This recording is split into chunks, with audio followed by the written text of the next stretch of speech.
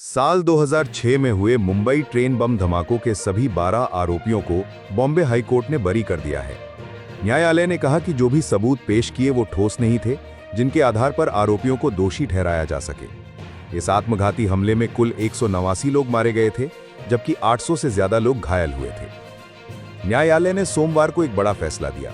साल 2006 में मुंबई में उपनगरीय ट्रेनों में 7 सीरियल बम धमाकों को अंजाम दिया गया था, जिसके बाद जांच एजेंसियों ने 350 से ज्यादा लोगों को हिरासत में लिया। इनमें से एक विशेष न्यायालय ने 13 में से 12 लोगों को इस मामले में दोषी ठहराया था।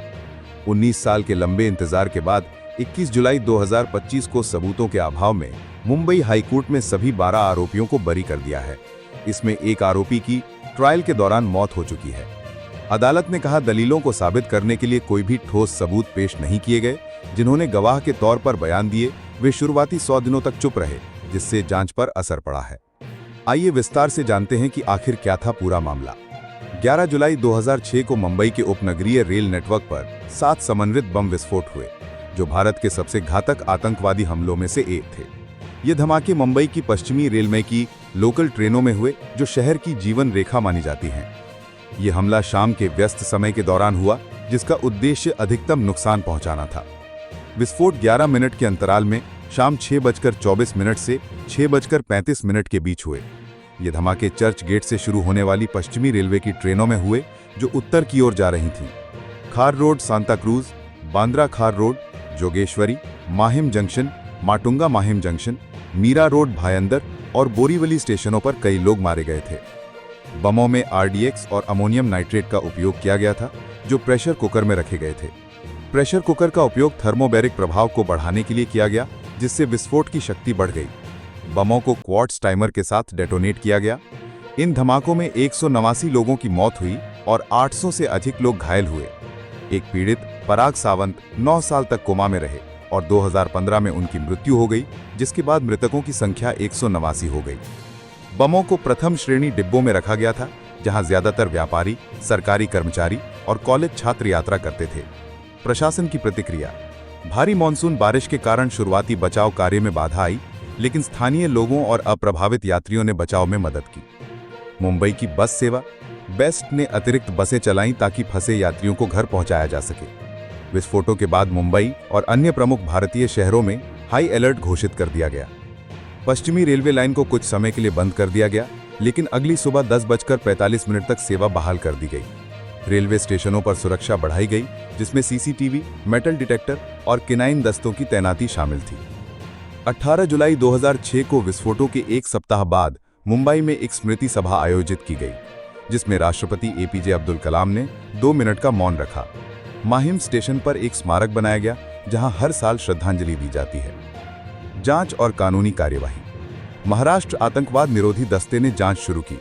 शुरुआत में students Islamic movement of India यानी सिमी और लश्कर तैयबा पर संदेह था, लेकिन दोनों ने अपनी संलिप्तता से इनकार कर दिया। 14 जुलाई 2006 को लश्कर कहार नामक संगठन ने एक टीवी चैनल को ईमेल के जरिए हमले की जिम्मेदारी ली। भारत सरकार ने संकेत दिया कि पाकिस्तान की खुफिया एजेंसी आईएसआई इस हमले में शामिल हो सकती है। हालांकि राष्ट्रीय सुरक्षा सलाहकार एम.के. नारायणन ने कहा कि उनके पास क्लिंचिंग सबूत नहीं है। पुलिस ने 36 घंटों के भीतर 350 लोगों को जांच के लिए हिरासत में लिया। 2009 में इंडियन मुजाहिदीन के नेता सादिक शेख ने दावा किया कि उन्होंने अपने साथियों के साथ प्रेशर कुकर बम बनाए थे।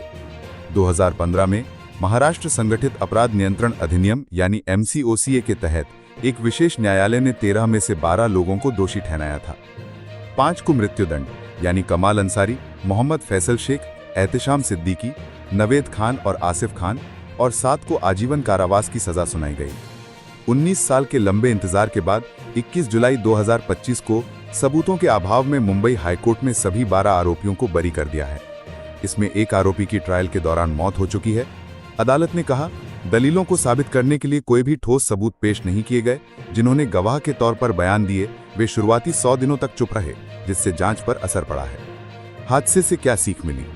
हमले ने मुंबई की आपातकालीन प्रतिक्रिया प्रणाली, विशेषकर अस्पतालों पर भारी दबाव डाला।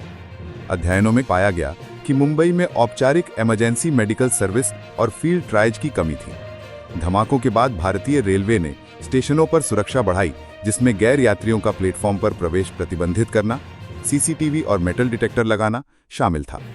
मुंबई ने इन हमलों के बावजूद सामान्य स्थिति अपनाई। अगले दिन स्टॉक एक्सचेंज सामान्य रूप से चला और रेल सेवाएं जल्दी बहाल हो गई।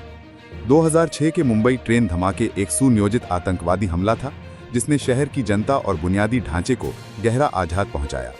हालिया के हाईकोर्ट के फैसले ने इस मामले में एक नया मोड़ दे दिया है, जिसमें सभी दोषियों को सबूतों के अभाव पर बरी कर दिया गया है। ये फैसला न केवल कानूनी प्रक्रिया पर सवाल उठाता है, बल्कि आतंकवाद से निपटने और जांच की विश्वसनीयता पर भी बहस को जन्म देता है।